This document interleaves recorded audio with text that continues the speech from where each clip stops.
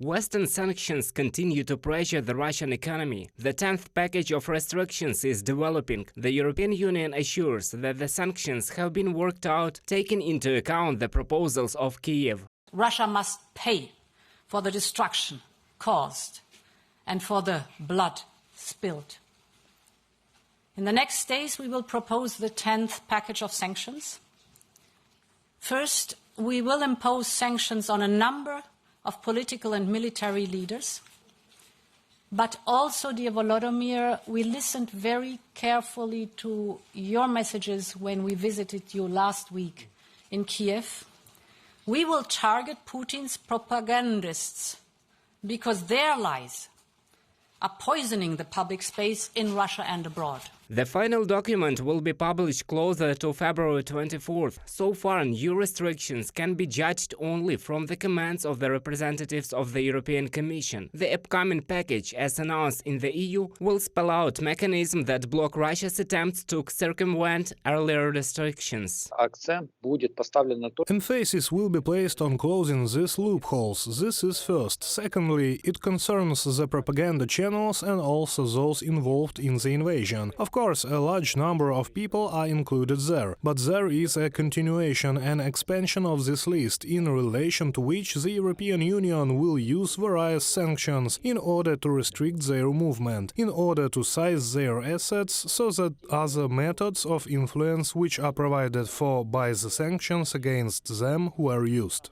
The United States is also taking steps to prevent Moscow from circumventing sanctions. Earlier, a representative of the US Treasury arrived in the United Arab Emirates to warn regional businesses that help to the Kremlin would not go unnoticed. Washington also became interested in the growth of exports from Turkey to Russia of dual-use technologies, electronics and semiconductors, which can be used by the Russian military-industrial complex.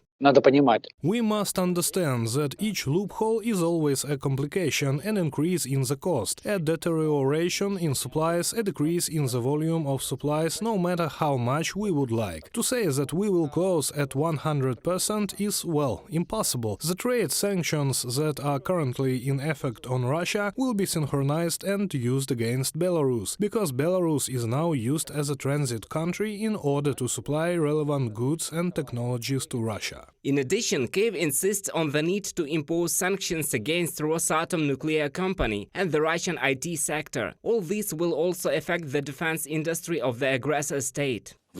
Please think about this. Russia has created a threat of a radiation catastrophe in Europe, and the Russian nuclear industry is still free from global sanctions. Is it normal? I think no. There are steps that are yet to come, for example, the application of sanctions against the entire missile and drone industry, the corresponding part of the IT sector of the terrorist state, because Russian missile and drone terror will remain a threat.